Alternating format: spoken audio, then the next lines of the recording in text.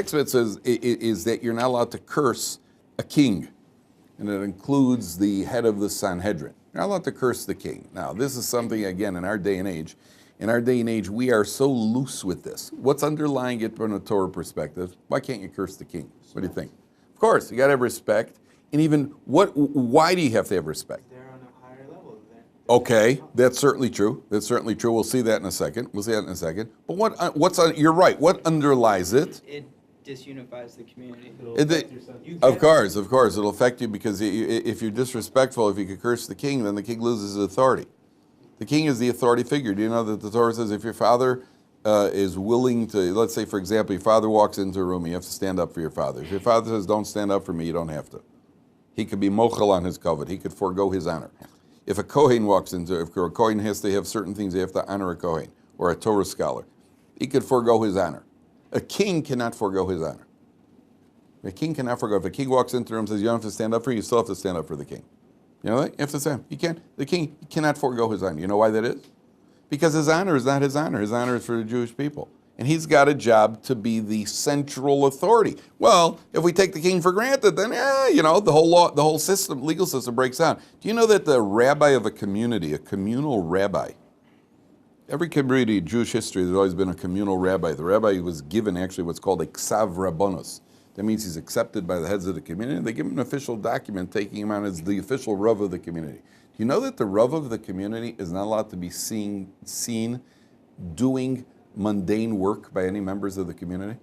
That he can't mow his lawn, and he can't carry a chair, he can't take the garbage. The Rav is not allowed to be seen doing that by the community. You know why?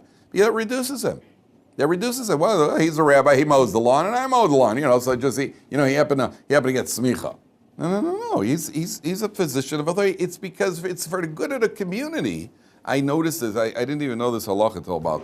I'd heard that there's an idea like that. I didn't realize the Rav in our community is a very, very. I would say he's somebody who is absolutely indifferent to honor. He has to be honored. We honor him. It doesn't. Some people care about it, pretend not to. He's indifferent to it. So I was very puzzled because he used to give a shir on Shabbos. He would give us a shir right before mincha.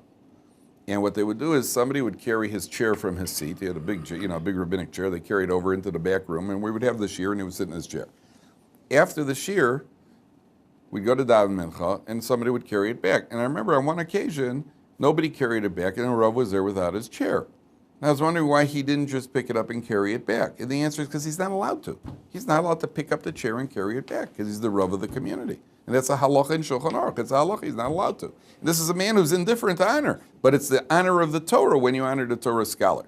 So in England, there was a guy who said, there was a radio announcer in England last year or 2 years ago, very recent.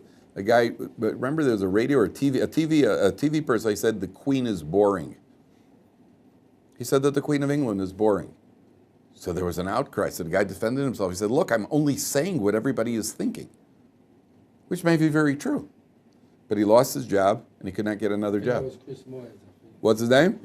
You've heard the story, is familiar, right? He's always saying offensive things. He said the Queen is boring, which may very well be true. If you take a private survey, what do you call? I think most people would vote that way, but that's not the point. He lost his job, and he couldn't get hired by another station.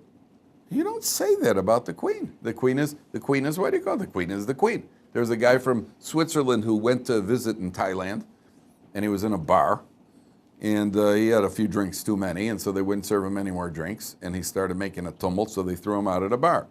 So he took some spray paint, and he spray painted a picture of the King of Thailand. Well, he went on trial. If losing the trial, he could be sentenced to 75 years in jail. 75 for defacing a picture of the King of Thailand. So they went easy on him. They gave him 10 years in jail. And then the King of Thailand apparently is a nice guy, so he pardoned him. So this guy got on the next plane and took Thailand off his must-visit list, right? And he skedoodled out of Thailand, right? What did he do? He defaced the king. Yeah, well, he's a king. Jimmy Carter, who is no friend of the Jews, when he became president, I was a kid. When Jimmy Carter, he walked across the country. No, but he was a very little heard from governor. And he got himself elected, Jimmy Carter. And what he decided was he wanted to show people that he's one of us. So his first few months in office, he was wearing golf shirts, and he was carrying his own bags onto Air Force One. They had pictures of him in a golf shirt carrying his bag. He's just like us. His ratings plummeted. I don't want a guy who's just like us. If a president in the United States was smart, he would put a crown on his head. He would put a crown on his head, he would go like that to the press. That's what he would do. If they would say to him, sir, how could you do? Because I said so. He'd be elected for life. Because that's what we want. We want a leader. We want somebody inherently who's going to uphold the law, depending on who he is. But we want somebody who's going to be a leader. We want somebody who's going to uphold the law. Very important idea. That did not work. Now, in the king, what you had mentioned earlier, Danny, the king, there's a halacha, you're not allowed to ride on the king's horse. As a matter of fact, it says that when Haman came into Achashverosh, so he said to Achashverosh said, what do you think we should do for somebody who I want to reward? He says, well, we ought to take the king's royal, the clothing and the royal horse and the king's crown.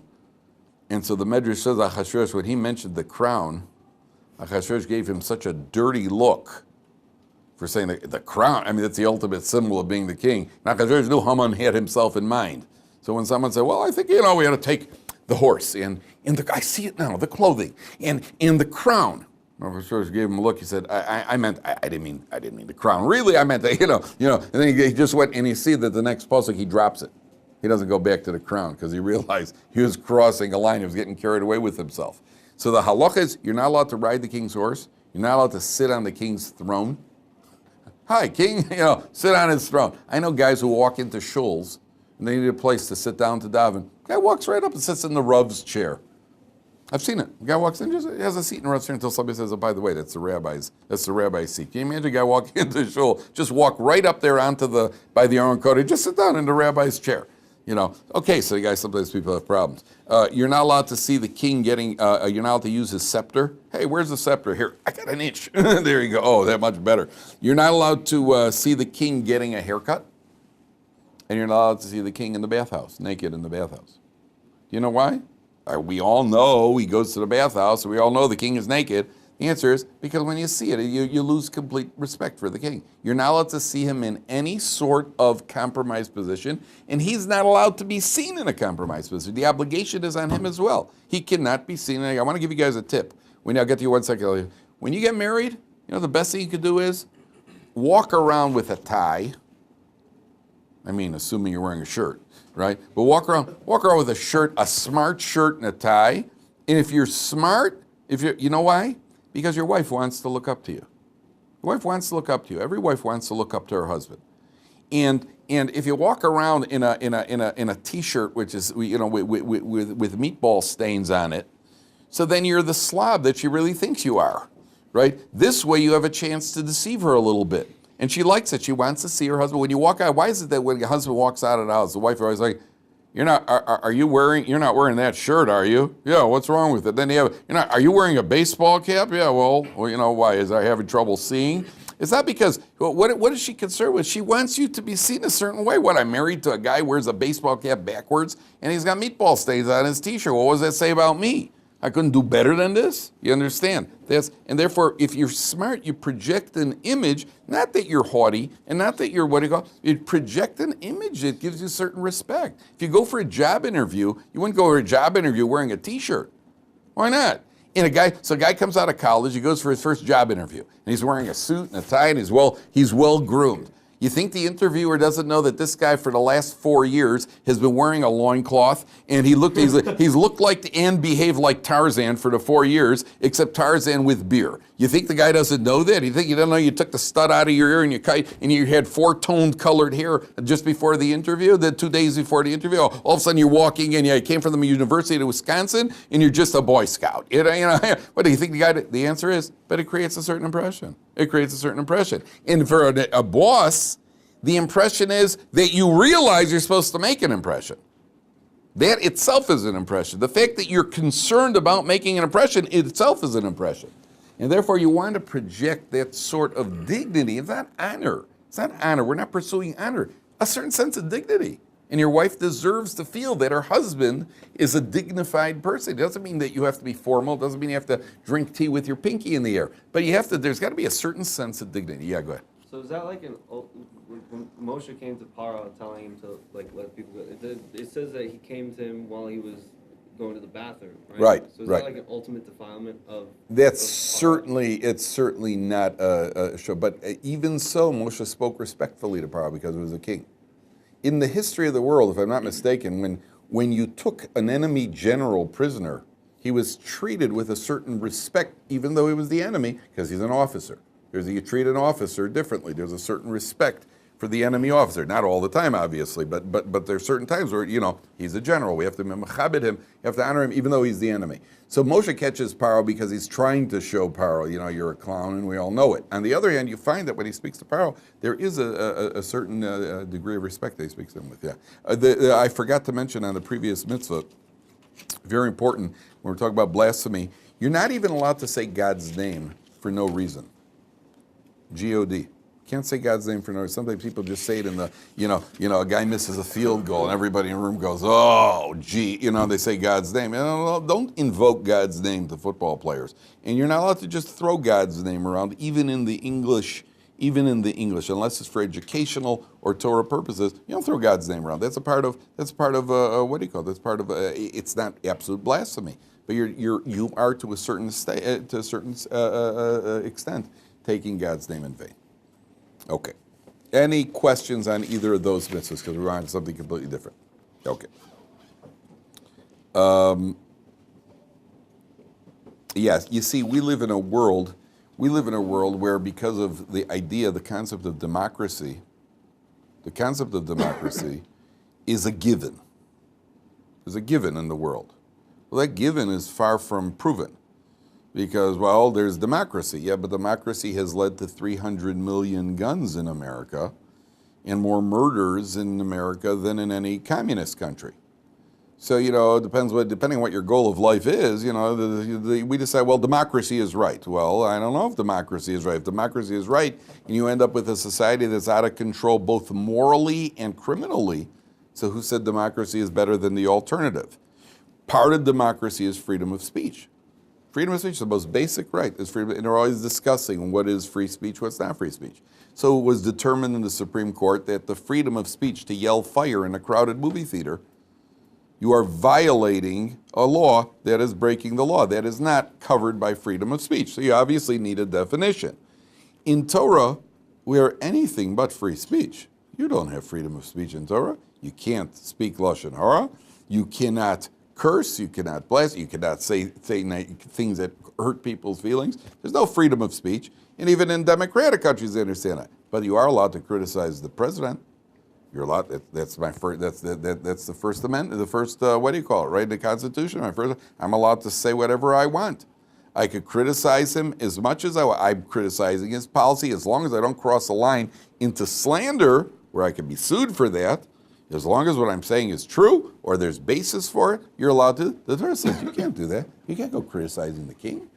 You're undermining the president. What does the president do to get elected to the United States? He takes a poll. The president takes a poll to see what the public policy is. That becomes his policy, otherwise he won't get elected. In Torah, it's the opposite. The king creates the policy. You don't like it? Lump it. You follow the king. The king decides what the policy is. And I'll tell you an amazing statement the Talmud says. The Talmud says there are various signs of what's going to be at the time of the Mashiach. In the Messianic period, there are going to be certain signs we're going to see. One of the signs where it says chutzpah yizgeh. There's going to be a tremendous amount of chutzpah in the world. So that we have balefuls of chutzpah, right? One of the signs is the people of the Galilee are going to go anshe golil. The people of the borders are going to go wandering. They're interesting. People from Gush Katif went wandering around the country. They were homeless after they were thrown out of Gush Katif. It's very interesting. I don't say that that's necessarily the definition, but it's fairly interesting that it happens. It says the elderly are going to stand up for the young. You live in an era of Balei Tshuvas, where there are many elderly Balei Tshuvas, and the rabbi could be younger than could be younger than the people. And you have that all over the country, all over the world. You have a young rabbi comes into a community, and he's teaching people who have never learned Torah before. Many of them could be twice his age. It's very interesting. We sense that we're getting close. We sense we're getting close. The Mashiach has to come. One of the things the Gemara says is, the statement is, the face of the generation, Pnei Hador ki Pnei HaKelev. The face of the generation is going to be like the face of a dog. That's a very, very puzzling thing. What does that mean? Pnei Hador ki Pnei HaKelev. Now, there are different interpretations of what it means. One interpretation is that a dog is a very immoral animal. A dog has no sense of morality, does whatever he has to do wherever, regardless of who's watching, which seems to be Pnei Hador. That's one of the priorities of the generation, is, rights and immorality and internet and everything else, and immorality breaks down. It's a very dog-like behavior. It actually says somebody who's immoral could be reincarnated as a dog. Somebody who's immoral could be reincarnated as a dog. And when you're reincarnated as a human being, we believe in reincarnation. When you're reincarnated as a human being, you don't remember your previous incarnations. So when you're reincarnated as an animal, you remember that you were once a human being. And it's very humiliating because you're running around on the floor over there, and you actually like to say something while everybody's talking at the table, and all that comes out is a bark. And so apparently it's really not good to come back as an animal after you've been a human being, especially when you're sitting at the table and you're at your wife.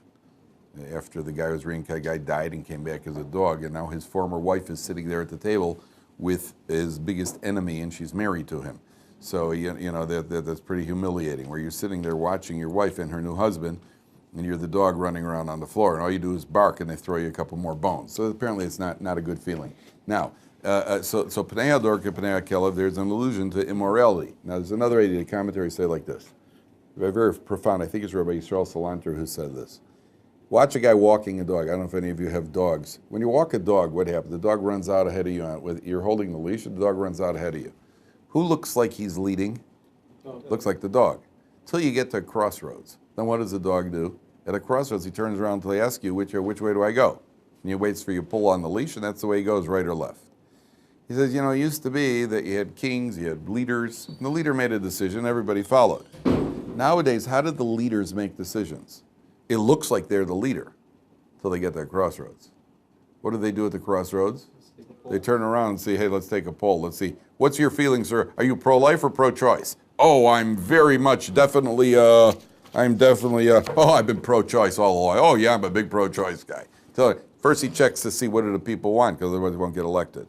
So that's why Pnei Hador, the face of the dog, meaning the prominent one of the generation, which is the president or the leader, ki Pnei HaKelev. He's like a dog, because he's looking around. That's why a guy like Putin is anything but a dog. Putin makes policy. Right? That's a guy Putin doesn't look at polls. Putin looks at tanks, not at polls. Right? Okay, this is what we've decided is good for the people. Yes, that is good. Yeah, that's very good. Otherwise, you get you get invaded and your country gets taken away from you. Right? That's how leadership works. Now, again, obviously, the danger of leadership is that it could be perverted, and it could be distorted, and it could be used as a way of oppressing people. All I'm telling you is that in Torah life, you don't criticize the leaders. You don't criticize leaders. I just tell you one last point.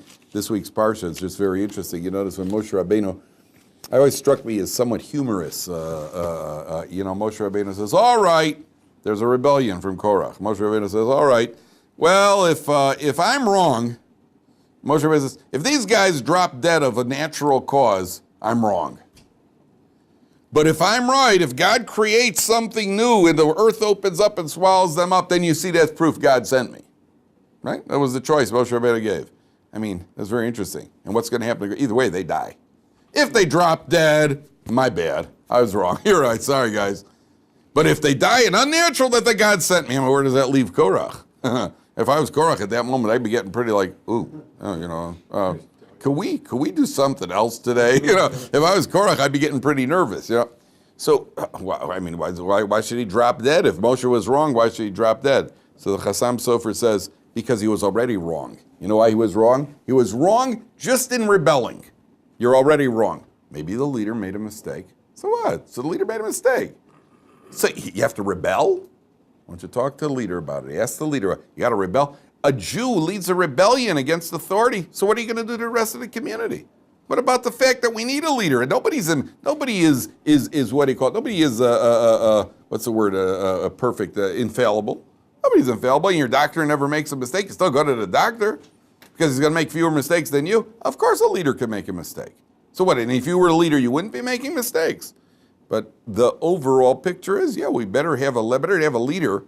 And once in a while, it makes a mistake. Then no leader at all. That's going to be worse. So Korach is already guilty, even if Moshe wouldn't have been sent by God. You're making a mistake because you don't usurp leadership. And if he has been sent, then he gets swallowed up. That's what the Chazam Sofer says. Okay, continue tomorrow.